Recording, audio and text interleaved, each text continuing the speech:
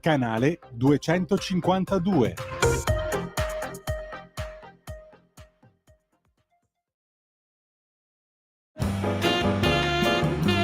Va ora in onda Cultura e Arte con il professore Andrea Rognoni. Andrea, te la linea. Eccoci qua, grazie a Sveva e naturalmente ancora senza video abbiate pazienza, non sono un giovane Dio venuto dal cielo che vi allieta con la sua presenza, per forza per chi sta guardando il canale 252 della TV, però mi sentite, chi mi sente addirittura da 30 anni quasi a questa parte, sapete chi sono.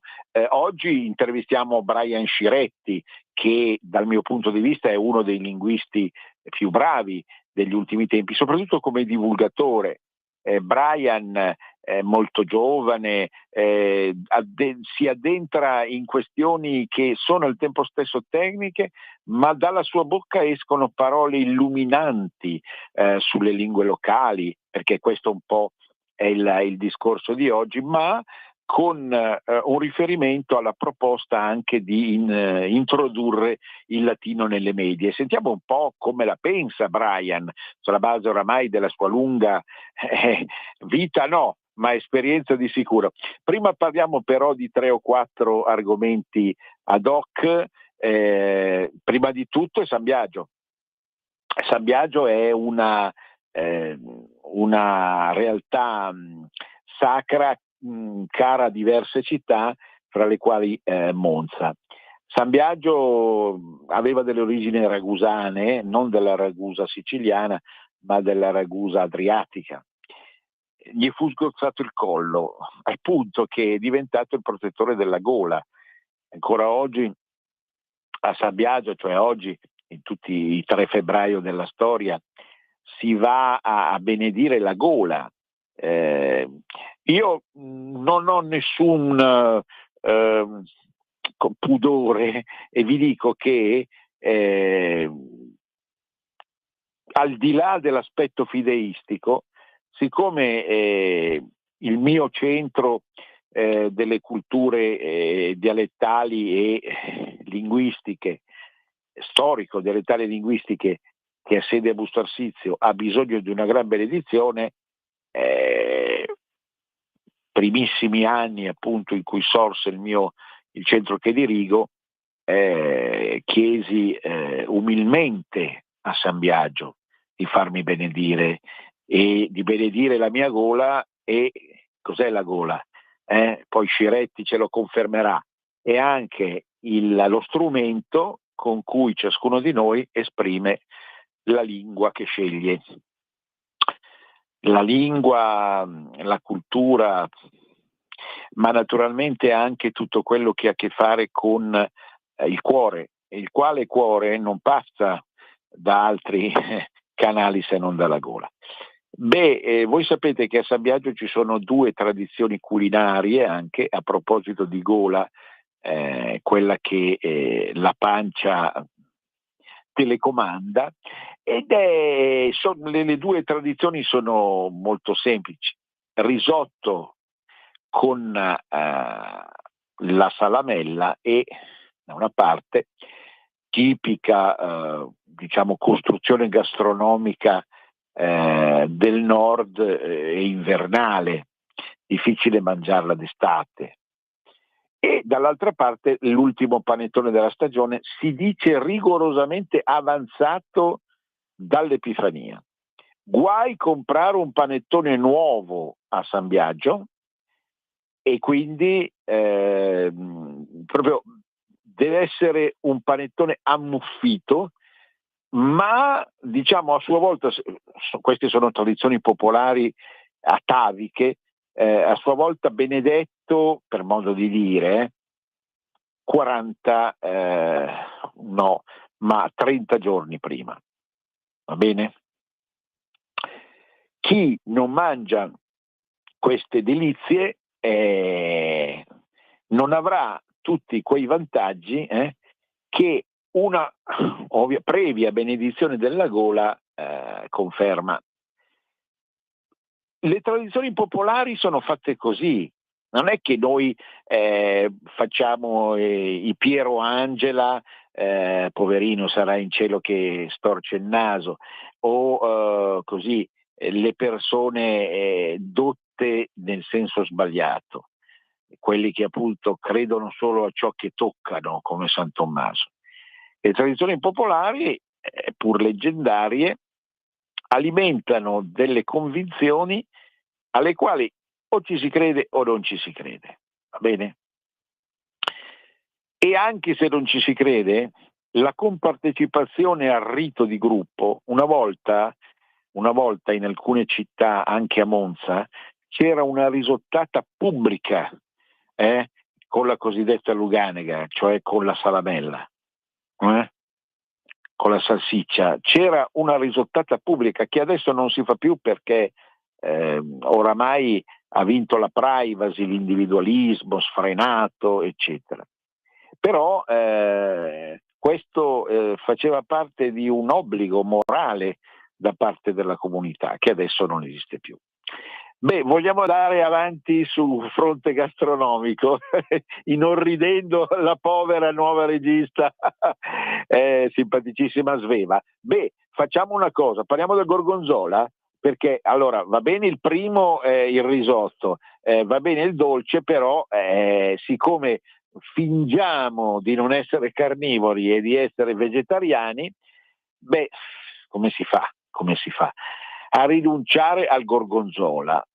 Il gorgonzola è un prodotto debitamente invecchiato al punto da emanare una puzza orrenda.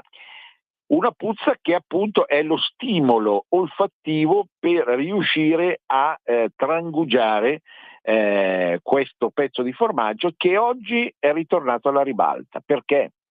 Ma perché le due città regine hanno fatto la pace. Ah, è finita la guerra. Ah, adesso chi ha acceso la radio in questo momento è finita la guerra. Ah, meno male, la guerra bastarda tra ucraini e russi, la guerra sfiziosa e stragista tra Israele e Palestina. Fosse così, No, è semplicemente finita la guerra tra Novara e Gorgonzola. Adesso vi dico dove sono per chi non avesse tanta attitudine con le mappe geografiche. Novara si trova in Piemonte e dista circa 50 km da Milano. Gorgonzola si trova nella periferia est, molto ariosa, si dice, cioè molto lontana dal centro, parlano 20-25 km, nella direzione di quella strada che una volta nell'antichità si chiamava Argentea, pensate un po', e andava su verso fino a Bergamo. Gorgonzola ha dato il nome alla cittadina e anche una famosa fermata dell'M Verde, metropolitana verde. Gorgonzola ha dato questo nome molto particolare, no? Capito? Un formaggio così, come si poteva chiamare fior di loto? No, cioè è un formaggio invecchiato, marcio quasi, perché deve essere un po' marcio, se no non piace, non può che chiamarsi gorgonzola, che quasi riproduce onomatopeicamente con il suono il rumore della bocca che lavora, con un gorgoglio riesce appunto a masticare questo ben di Dio. Gorgonzola ha dato il nome, ma Novara è la maggior produttrice di questa specialità, di questo formaggio. Era nata una lunga guerra che se volete mi ha visto coinvolto, perché mio padre era nato a Novara e molti parenti da parte di madre stavano a Gorgonzola. Non vi dico, io ho vissuto dei litigi, ecco, spero che la nostra regista Sveva non sia stata oggetto mai di questi litigi, ecco, nella bella plaga dell'Italia centrale dove è nata. Allora, litigi furiosi fra i gorgonzoliani da una parte e i novaresi dall'altra, che rivendicavano l'origine assoluta, la produzione esclusiva del gorgonzola. Una guerra che è durata lustri e lustri e si è conclusa con un patto eccezionale che stabilisce, attenzione, che le due città sono tutte e due città del formaggio, le città del formaggio per eccellenza della pianura padana. Quindi, deposte le armi fra Gorgonzola e Novara, rimane eventualmente da capire quale dei due Gorgonzola è più buono dell'altro, ma ritorneremmo in uno stato di allerta, di tensione e di insofferenza. Io penso che a volte è meglio il Gorgonzola di Gorgonzola e a volte è meglio il Gorgonzola di Novara, a secondo degli anni. Mettiamo un po' secondo le tipiche credenze popolari che animano questa trasmissione, mettiamo anche gli astri, la stagione, il calendario, quant'altro appartenga a quella dimensione empatica fra cosmo e uomo, essere umano, che caratterizza davvero la vita di tutti i giorni, e che senza generare morte, come nelle altre guerre, provoca semplicemente un singolar duello che meriterebbe un carnevale apposta. Beh, voi sapete che, manco a dirlo, c'è un carnevale a Gorgonzola che vede come protagonista la maschera della Gorgonzola, è una donna, e a Novara c'è il Re Biscottino. Da qui anche l'impressione appunto che Novara sia più specializzata nel biscotto, nel famoso pavesino, ve lo ricordate da bambini quanti pavesini ci facevano trangugiare, e che il resto. Ma in effetti Re Biscottino, quando si manifesta alla folla, io ho conosciuto diversi Re Biscottini. Più grande Re Biscottino secondo me è stato il Tacchini. Tacchini, morto qualche anno fa, è stato proprio per la capacità di parlare meravigliosamente il singolare dialetto novarese, che è impastato tra lombardo e piemontese, con una cadenza davvero eccitante, ecco, tanto che si dice appunto che tutte le ragazze di Novara erano innamorate del Tacchini, cioè del Re Biscottino. E vedete un po' la gola, cuore, abbiamo detto, e altri elementi tipici del mondo popolare, elementi carnali, perché il mondo popolare si esprime attraverso il corpo, non si esprime attraverso il cielo angelico, si esprime attraverso il corpo, e evidentemente il fatto che le due città abbiano fatto pace può diciamo, dare il via a un'epoca d'oro non solo del formaggio in sé, che forse tra l'altro è poco conosciuto al centro-sud, ma che sicuramente rappresenta una ghiottoneria anche per alcuni svizzeri e alcuni francesi, i quali francesi, no, sappiamo tutti, hanno 10.000 formaggi, tutti estremamente deliziose, ma si racconta che quando Napoleone, che peraltro era di origine italiana, ma era corso, ma certo in Corsica il gorgonzola non sa neanche che cos'è, però venendo dalla Francia, quando arrivò dopo la famosa battaglia di Marengo ad Alessandria, vicino ad Alessandria, arrivò in Lombardia, dice: ma io un formaggio così non l'avevo mai assaggiato, eppure ne ho mangiati tanti a Parigi e a Grenoble, dove lui era stato per molto tempo. Quindi sono tutti elementi che fanno pensare davvero che questo meraviglioso nostro gorgonzola Non lo consigliamo per i malati di fegato, quelli che hanno magari i calcoli alla cistifellea, hanno il fegato un po' marcio, non lo consigliamo.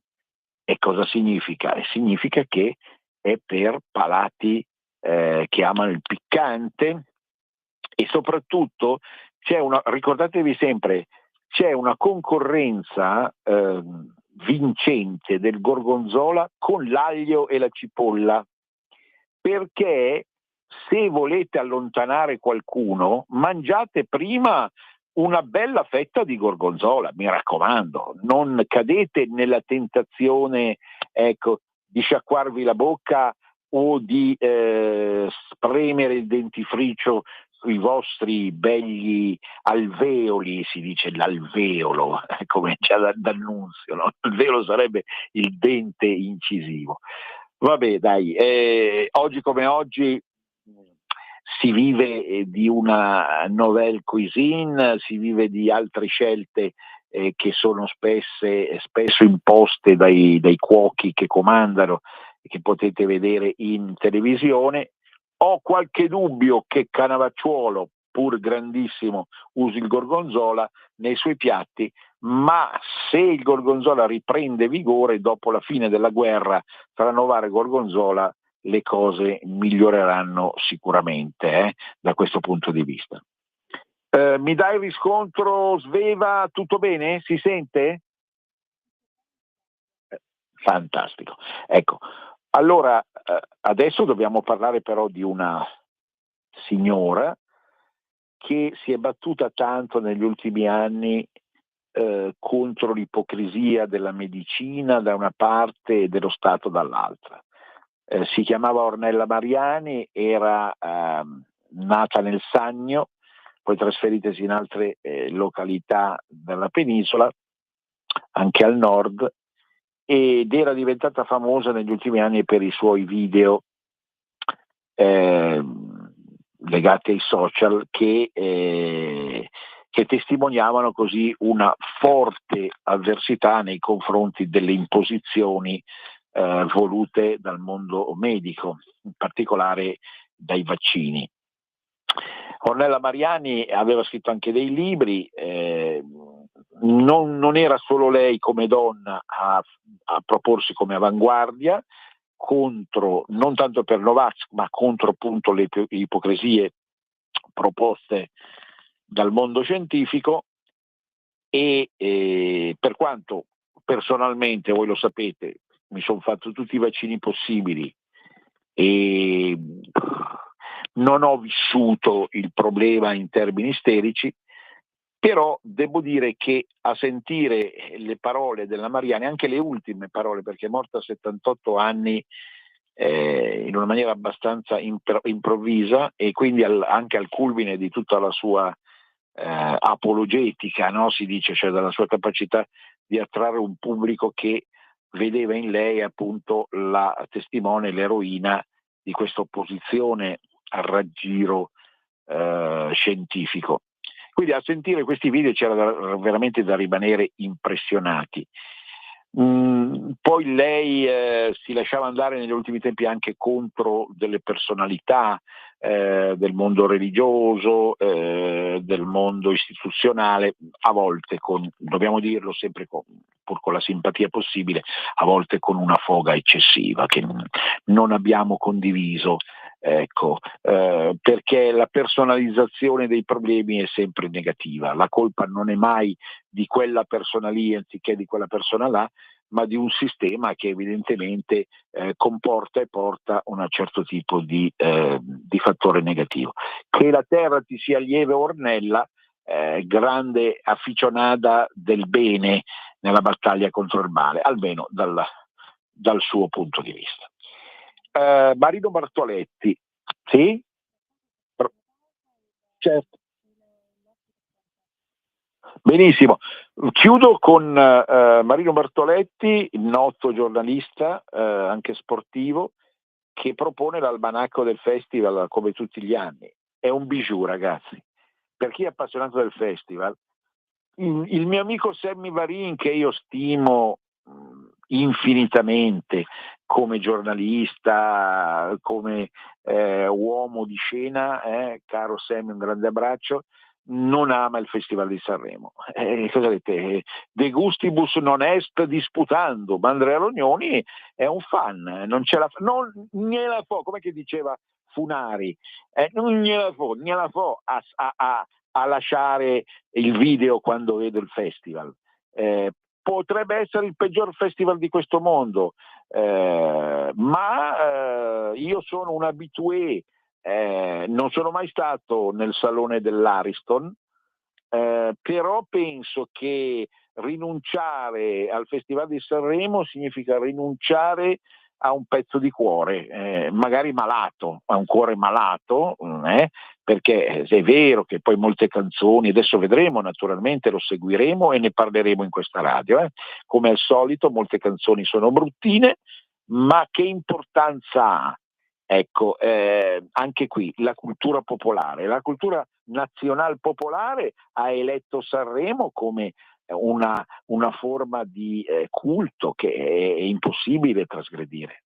Va bene, siamo arrivati al break. A dopo, Brian, mi raccomando. A risentirci dopo. Stai ascoltando Radio Libertà. la tua voce libera, senza filtri né censura. La tua radio. Da oggi la tua radio È ascoltabile anche con la televisione in digitale. Sul telecomando della televisione digitale o del tuo ricevitore digitale puoi scegliere se vedere la TV o ascoltare la radio. Risintonizza i canali radio e troverai anche Radio Libertà, canale 252. la tua radio.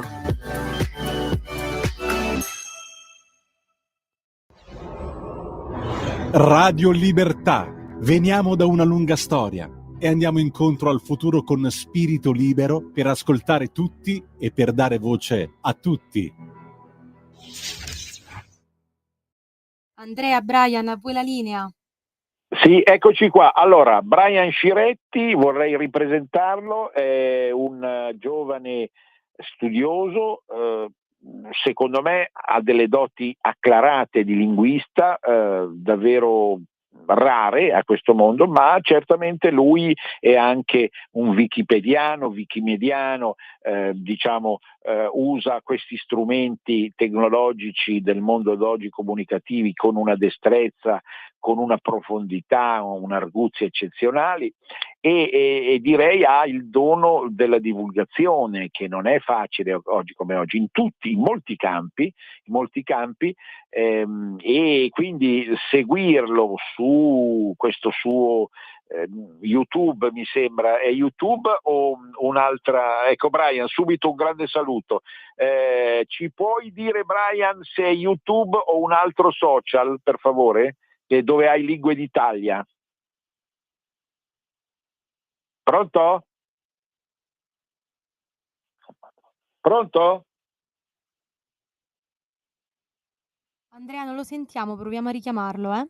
Sì, ecco, comunque questa sua pagina su Lingue d'Italia è la più bella pagina che esista per il mondo linguistico, in particolare delle lingue locali, e quindi seguitelo, di facile accesso, no? Lingue d'Italia, bella questa dizione. Sono tutte lingue, anche i cosiddetti dialetti, e quindi chiamiamole comunque lingue d'Italia perché si parlano nel territorio italiano, no? E quindi hanno questa dignità tutte quante da essere seguite con la dovizia, con l'amore, nel raffronto, nel confronto fra le varie cose. Pronto? Non c'è ancora Mi voce. sentite? Pronto Brian? Ci sei? Mi sentite? Ecco, sì, ti sentiamo Brian. Io non sono in Skype, sono in diretto contatto cavo. Allora stavo ripresentandoti appunto Lingue d'Italia. Come si accede, Brian Sciretti, alle Lingue d'Italia? Qual è il passo da fare per ciascuno di noi? Cosa ci dici? YouTube, Sì? si cerca nella barra di ricerca Lingue d'Italia. e poi appare, proprio di solito è sempre il primo che appare, il canale Lingue d'Italia, con come fotoprofilo una sorta di simildante. Certamente, sì, perfetto, abbiamo riconosciuto il volto di Dante diverse volte. Quando c'è il volto di Dante vuol dire che sta per partire un tuo video, una tua prolusione vocale, tutte davvero molto interessanti,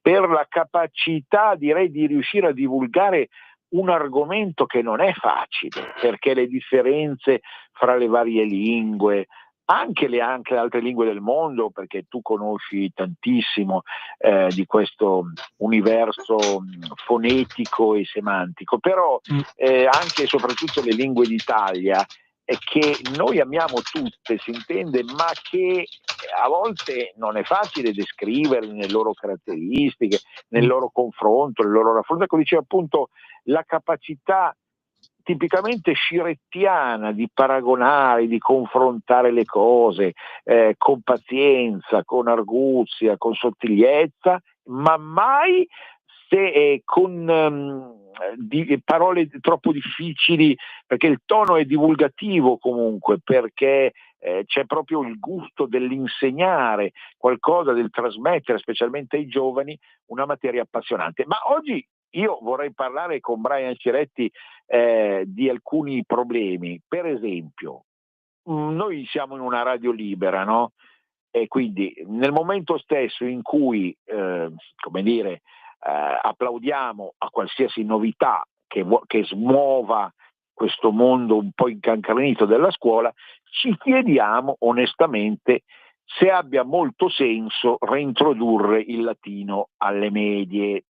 Ecco, qui io naturalmente, intendiamoci, parlo come uno che conosce abbastanza il latino, perché non l'ho mai insegnato, avendo insegnato italiano e storia, però, e poi ovviamente alcune strutture di base del mondo grammaticale e dialettale, però, e letterario, però in effetti io mi chiedo davvero se vale la pena tornare così indietro al mondo del latino. Se vale la pena, onestamente, al di là di interessi, gusti, prospettive, non so, dai, un primo approccio sincero e circostanziato come sempre. Brian, dici qualcosa. Ma secondo me, se l'approccio è, che è una cosa che capita spesso, di dire insegniamo il latino per migliorare l'italiano, si è fuori strada. Se si vuole migliorare l'italiano, si insegni meglio l'italiano. Penso che l'idea di Valditara sia più un qualcosa relativo, se si guarda tutta la sua riforma, all'idea di radici, e negare il ruolo culturale storico del latino sarebbe folle. Al contempo mi viene da dire che mettersi lì a fare un'oretta al mese di latino facoltativa non è decisamente il modo di onorare queste radici, non produce nulla di veramente utile, produce persone che come competenza di latino hanno, so forse leggere una lapide al cimitero, ma quello ormai lo so fare anch'io che il latino non l'ho mai studiato, e dunque nel grande complesso delle cose non me la sento di dire che un insegnamento facoltativo è sbagliato, perché la conoscenza è sempre bella quando c'è, ma è sostanzialmente inutile che sia per uno scopo di insegnare l'italiano, insegnare il latino, o di mettersi lì a fare chissà che radici.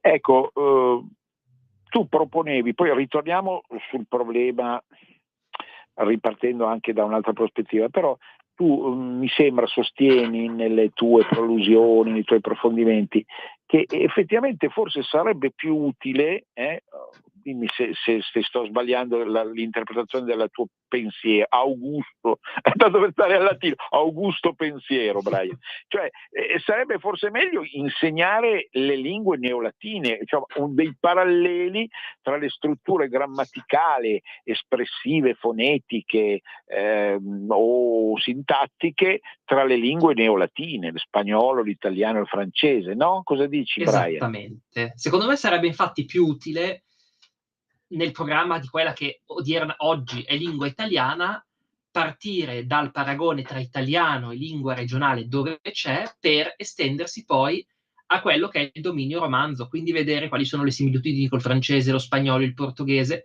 e via discorrendo, ed eventualmente anche risalendo all'origine latina delle cose. Il latino non è che va buttato via assolutamente, però è molto probabilmente più utile leggerlo da questi punti di vista di grammatica, fonetica e simili, arrivando a una buona conoscenza di linguistica comparata, che anche è un qualcosa di utile anche a livello logico per capire le varie differenze tra lingue, che mettersi lì semplicemente a sapere i casi in latino, quando se uno vuole imparare una lingua con i casi c'è il tedesco, che è anche un po' più utilizzato, ad esempio.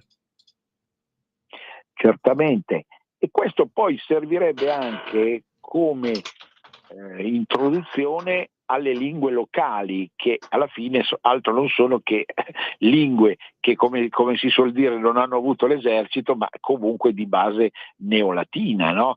Ecco, Sì. E così, e magari permettere, come poi nel programma autenticamente federalista che dovrebbe animare la Repubblica italiana, ecco, fare in modo che in ogni regione si riesca a comprendere, approfondire, insomma, perlomeno ad avere le basi dei registri dialettali esistenti, no? Perché poi alla fine mi viene in mente il caso, per esempio, del provenzale, ecco, cioè del provenzale come lingua del sud della Francia, occitano, il provenzale più a sud-est, ma insomma in qualche modo affine ad alcune lingue che si parlano nel nord-ovest dell'Italia, per esempio. Ma al di là di tutto è ovvio che la grande battaglia che c'è stata anche in questa radio e all'interno di una comunità vastissima che va al di là degli stessi schieramenti strettamente partitici, no? Per recuperare la dimensione locale è un po', scusate, ma io, cioè, capite, parlo come uomo libero, è un po' frustrata dal discorso. Ritorniamo al latino, no? Ma che bello, cioè ritorniamo un po' ai tempi antichi, quando c'erano no, quei costumi che permettevano all'Italia di fare, ma vedete un po' che dolce inganno, che voglio dire, io non voglio attribuire responsabilità. Io parlavo di Ornella Mariani 10 minuti fa, non voglio, perché Ornella Mariani personalizzava tantissimo, poverina ora sta in cielo, ma personalizzava tantissimo attraverso il personaggio. Qui non si tratta di parlare di persone che hanno deciso, ma si tratta di come dire, non bloccare, insomma, ma frenare una ondata che rischia di ripristinare un'idea e dei valori che non possono che essere transeunti, ragazzi. Cioè siamo nel 2025, non so Brian come la pensi tu, ma veramente, cioè, non cadiamo in questo è un trappolone che secondo me è un certo tipo di cultura, non neanche di cultura politica, ma di cultura antichista, che è anche implicitamente una cultura modello per una forma di centralismo che noi abbiamo sempre avversato. Via, dai, Brian, cosa ci dici a questo proposito? Ma sì, alla fine diciamo che Roma è stato l'ultimo periodo pre-unitario, quando l'Italia era unita, in un certo senso è anche forse l'unica vera ragione d'orgoglio dell'italianità, perché oggettivamente l'impero romano era un impero molto messo bene, un impero ricordato nella storia anche a distanza di quasi 2000 anni. Insomma, voler creare questo collegamento tra Italia moderna e Roma è un qualcosa di comprensibile dal punto di vista dell'identitarista italiano. Il problema è che appunto sono passati 1600 anni e, a mio parere, cercare solo le proprie radici in Roma porta a un qualcosa di debole, anche perché ci sono tante altre culture che possono fare la stessa cosa. Tutti quelli che sono stati sotto l'impero romano d'Occidente possono fare la stessa cosa.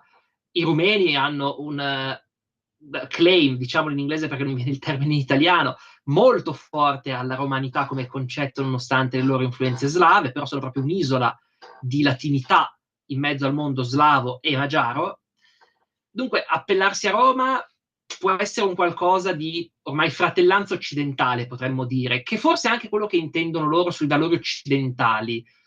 ma se lo si va a fare in ottica di pura italianità, cioè, francamente in questo campo ha più senso quello che proponeva Valditara di leggere in epica parti di Bibbia, perché uno può dire quella è una forma di mitologia come il racconto della Genesi, comune a tutto l'Occidente, che ci accomuna, ma il latino come lingua pratica, oddio, ho i miei dubbi. Bisogna anche stare attenti sul tema a non latinizzare quella che è la lingua locale, perché ci sono tante proposte di uso e insegnamento che alla fine creerebbero un altro latino, una lingua del passato che noi portiamo avanti solo per ragioni identitarie, alle volte paradossalmente parlando solo di cose alte, perché ormai il latino lo usano due categorie di persone alla fine, la Santa Sede e i preti durante alcune messe.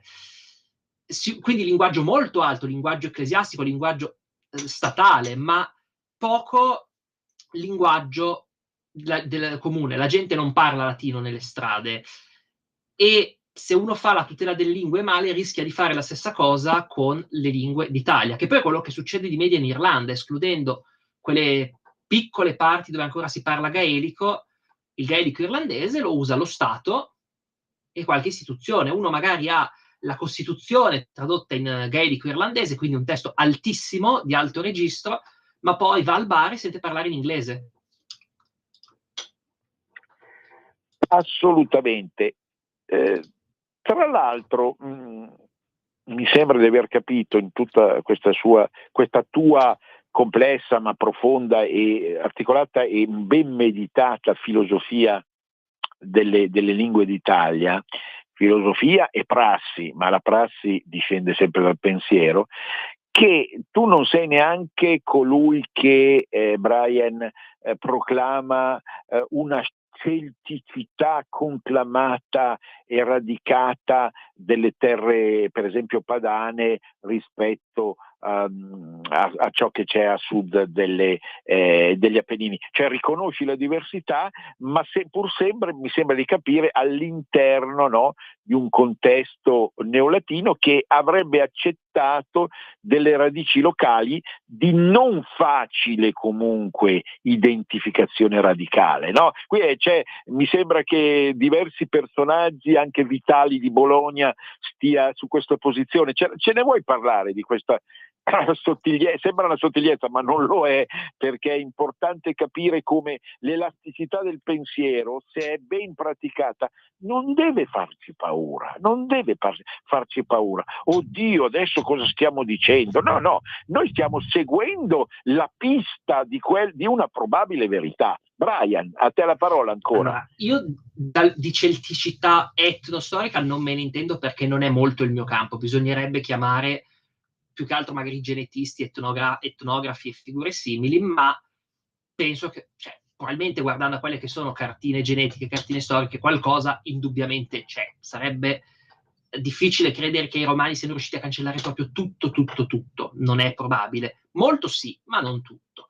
Linguisticamente sì, esiste un substrato che ha sicuramente avuto un'influenza. Tipicamente la linguistica italiana aveva un po' la mania di dire questo fenomeno io non lo so spiegare, substrato, i Celti, i Longobardi, queste cose qua. Alle volte non è così, però talvolta sì. Ad esempio c'è chi usa con studi dietro questi substrati per giustificare la differenza tra il veneto e il gallo italico in quanto a fonetica. L'avevo citato in un video che avevo fatto sul tema, adesso non mi ricordo la fonte così a memoria, ma c'è appunto questa ipotesi che il veneziano fosse molto più foneticamente simile al toscano per mancanza di un substrato celtico, e poi quando il veneziano si è esteso in terraferma si è portato questi fenomeni, creando anche zone di confine dove un po' non si capisce bene che cosa vogliano parlare, diciamo. Assolutamente. Mi viene un po' in mente sempre a questo proposito il caso del Portogallo, no? Che sì, viene chiamato Portogallo perché ci arrivavano anche i Galli, non è l'unico motivo, ma non è questo il punto adesso. Cioè noi se diamo uno sguardo alla penisola iberica, non è che troviamo nel Portogallo delle caratteristiche linguistiche radicalmente diverse da tutto il resto, dal mondo spagnolo.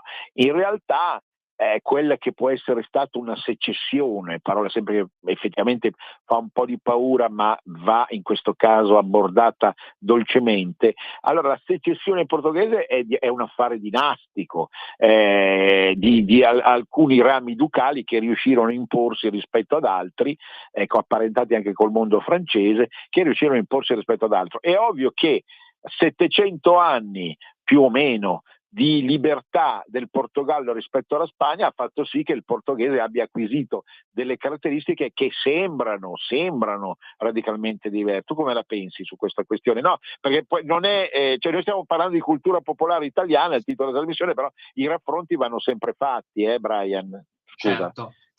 Allora, il portoghese probabilmente era già un qualcosa di separato dal castigliano, come lo era il catalano, anche quando la penisola iberica aveva più unità.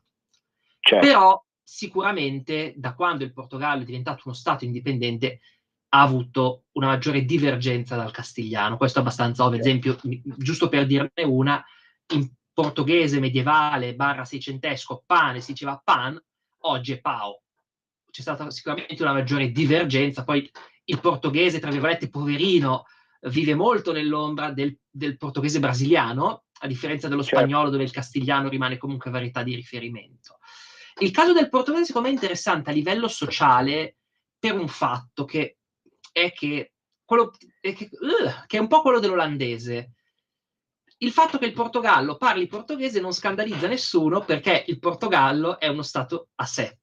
Ma se il Portogallo fosse stato una comunità autonoma spagnola, ci sarebbe chi si lamenta di non poter parlare il castigliano. E la stessa cosa vale in Olanda. L'olandese di base è un dialetto germanico settentrionale. Se uno passa il confine con la Spagna, con la Germania, sente molti dialetti simili prima di arrivare a una situazione tedesca. Però lo Stato si è separato, ha avuto i suoi centri, e i centri in linguistica contano tantissimo, e così è nato l'olandese. Nessuno si scandalizza di andare in Olanda a parlare olandese, ma se magari l'Olanda avesse scelto il tedesco, qualcuno si scandalizzerebbe quando deve parlare l'olandese. Quindi il discorso di scandalizzarsi quando c'è una lingua locale è quasi discriminatorio, perché accade solo quando effettivamente c'è un'altra lingua oltre a quella locale. Come in Svizzera tedesca. In Svizzera tedesca c'è chi si lamenta perché non può parlare tedesco standard. Tra l'altro sul tema della diglossia e del bilinguismo ho fatto un video proprio di recente. Però se la Svizzera tedesca avesse scelto sin da subito lo svizzero tedesco come lingua, l'avesse standardizzato e oggi tutta la Svizzera parlasse svizzero tedesco, nessuno avrebbe da ridire. Certo. Sono assolutamente d'accordo. Ecco, sembra che noi due stiamo recitando nella parte dei compari, no? Come si dice a una certa latitudine. No, invece io sono proprio favorevolmente impressionato dalla profondità e dalla capacità di vedere i problemi. Questo insomma ci porta a considerare anche per l'Italia il fatto che non è che dobbiamo per forza schiacciare l'acceleratore su una radicale diversità, no, dal punto di vista linguistico. Non è alla fine certi tipi di atteggiamenti edulcoranti e un po' faziosi rischiano ecco, di portare a che cosa? A delle reazioni molto peggiori di quelle che erano le situazioni antecedenti. Attenzione, perché l'essere umano vive di queste istanze dialettiche e quindi in un certo senso bisogna elasticizzarsi da questo punto di vista e certo, è chiaro, comunque proclamare il valore assoluto dell'insegnamento della lingua locale, indipendentemente dalle radici che essa abbia. Proclamare il diritto dalle Alpi alla Sicilia di parlare in ogni provincia, in ogni regione, anche quella che insegnare, anche quella che appunto è la propria lingua, anche perché come notissimi linguisti e pedagogisti hanno dimostrato, è possibile per il bambino anche in età giovanile, anzi meglio che l'età sia infantile o adolescenziale, apprendere diversi registri linguistici. Quindi tradizionalmente si parla di Trois, la Santissima Trinità, appunto una lingua straniera, che non è detto che sia l'inglese, ma certamente l'inglese oggi è quella che più serve ed è più conosciuta, la lingua franca italiana e la lingua regionale. Ecco, su quest'ultima però qui ti voglio, Brian, perché quale lingua regionale dovremmo insegnare nella nuova scuola veramente riformata? Perché qui ci vuole una riforma, cioè, adesso io non sono un politico e me ne guardo bene da criticare chi sta lavorando comunque su tutti i piani in maniera lodevole, ci mancherebbe altro, non è questo il punto, però magari alcuni filtri di pensiero servono per capire cosa si può realmente fare per cambiare la situazione. Brian. Allora, lo stato dell'arte in quanto insegnamento delle lingue locali non è tanto sull'insegnamento della lingua inteso come regole, grammatiche simili, anche perché, come abbiamo visto, può essere fatto nell'ambito dell'insegnamento della lingua italiana. Uno potrebbe chiamare la materia lingua e letteratura e avrebbe risolto, quanto l'insegnamento di un determinato numero di ore nella lingua locale. Questo ha il beneficio che non richiede subito una standardizzazione dura e pura dell'idioma, anche perché in alcune situazioni linguistiche questa non è necessaria. In Italia abbiamo l'esempio dei ladini. Sì, si sono fatti il ladin dolomitan, la lingua standard. In Trentino non lo usa nessuno. In Alto Adige è direttamente contro la provincia autonoma, perché sono piccole varietà isolate che riescono a conservare la propria variante. Nel caso di territori più grandi, come possono essere territori di dimensione regionale, è abbastanza difficile non arrivare a una certa standardizzazione, perché è necessaria per comunicare, almeno che sia nello scritto, ma poi dallo scritto si tende a standardizzare anche nel parlato. È una cosa alla fine necessaria per salvare il patrimonio nella sua generalità. Uno perde lo 0,5 di differenza tra dialetti per evitare di perdere il 4 parlando tutti in italiano. Un ottimo caso in Italia in tal senso ce l'abbiamo in Friuli. Mi sembra nel 96 la regione ha approvato il friulano standardizzato e da quel giorno sta avendo ampia adozione in generale, sta iniziando anche a diffondersi in città che tradizionalmente non erano friulanofone, come Udine. Oggi c'è gente a Udine che scrive e parla in friulano, nonostante Udine tipicamente, tradizionalmente, fosse sostanzialmente venetofona. E anche dove si parlano altre varietà, la gente inizia a scrivere in standard. Chiaramente questo è più difficile in zone dove magari esiste un'identità dialettale più rafforzata, ma gli standard per fortuna sono anche abbastanza, come dire, malleabili, flessibili. Non è necessario che lo standard sia un'imposizione, può essere anche un qualcosa che deriva dallo studio della lingua. Nel caso del lombardo io ho visto da persone che ci stanno lavorando dei lavori di standardizzazione che senza prendere un singolo dialetto alla base raggiungono livelli di standardizzazione veramente, veramente alti. Poi qualche differenza in termini di vocaboli esisterà sempre, ma è esattamente come utilizzare poi un libro di testo in inglese britannico a Washington DC. Lo noti, lo capisci, ma non si scandalizza nessuno. Certo, ecco, in particolare il mondo piemontese ligure ha delle caratteristiche diverse, cioè queste due regioni, Piemonte e Liguria, hanno delle caratteristiche diverse rispetto alla Lombardia, perché tendenzialmente la struttura proprio delle caratteristiche linguistico-dialettali è tale da avere dei riferimenti di capitale linguistica più sostanziosi, in particolare la Liguria, laddove Genova si trova esattamente al centro del territorio. Torino non è al centro del territorio, ma il caso piemontese è un caso di progressivo allontanamento da Torino che rimane comunque equidistante sul piano ideale, senza marcare delle differenze. Mio papà era di Novara, quindi conosco benissimo il novarese. Certo che il novarese è condominiale al lombardo, d'accordo, ma non ha una struttura come il bergamasco e il bresciano rispetto al milanese da opporre in maniera sostanziosa a Torino, non trovi, Brian? Sentiamo la tua pacifica idea sul Piemonte. Sì, no, il Piemonte è un po' particolare perché veramente, pur essendo una regione anche relativamente piccola, potremmo dire in termini di popolazione, veramente molto ricca linguisticamente, ma cosa che poi non piace ad alcuni piemontesisti, è ricca soprattutto a scapito dei vicini. Quindi hai una zona lombardofona, una zona di lingua ligure, una di... Qualcuno sostiene anche che ci sia dell'emiliano, ma è sempre un po' più dibattuta questa cosa. Poi anche tutte le aree franco-provenzali e occitane e valser. Chiaramente diciamo, Novara sì, non ha nulla da opporre a Torino, un po' perché appunto i dialetti del Fu Ducato di Milano sono comunque sostanzialmente lombardi occidentali, ma poi non hanno una massa letteraria né geografica capace di opporsi. Il Piemonte, oltre al fatto di avere il centro di Torino, che comunque era un centro anche importante linguisticamente, i Savoia mica parlavano italiano, all'epoca dell'Unità d'Italia parlavano piemontese, ha anche il fatto che intorno agli anni 20 c'è stata fondamentalmente una standardizzazione accettata poi da tutti i parlanti elevati. Quindi chi scrive in piemontese di solito lo fa in questa grafia. Ci sono state alcune proposte più recenti, tra l'altro molto canzonate nella comunità piemontesofona, di scrivere, tra virgolette, come si parla, ossia secondo la grafia dell'italiano, che per carità è come scrivere il francese con la grafia dell'italiano, non funzionerà mai particolarmente bene. Certo. Poi la gente chiaramente che spesso non è alfabetizzata nella lingua locale scrive come vuole, ma è così. Idem il Ligure, dove nei fatti Genova, anche perché la Liguria comunque è piccolina come regione, certo. Genova tende un po' a fare da collante, tanta gente si identifica nel genovese più che nel Ligure, anche sento persone di fuori Genova dire che parlano senese.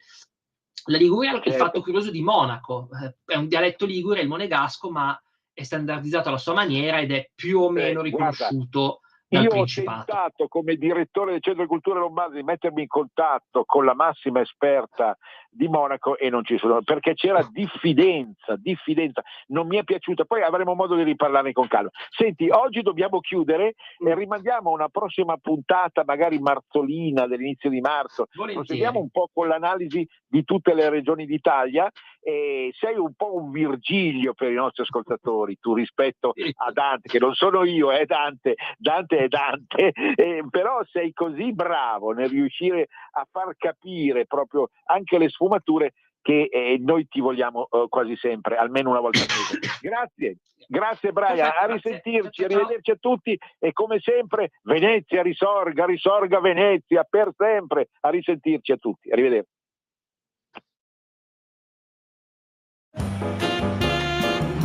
Avete ascoltato Cultura e Arte con il professore Andrea Rognoni. Coming Soon Radio, quotidiano di informazione cinematografica. Forse è meglio che vada. E chi lo dice? Sempre se non hai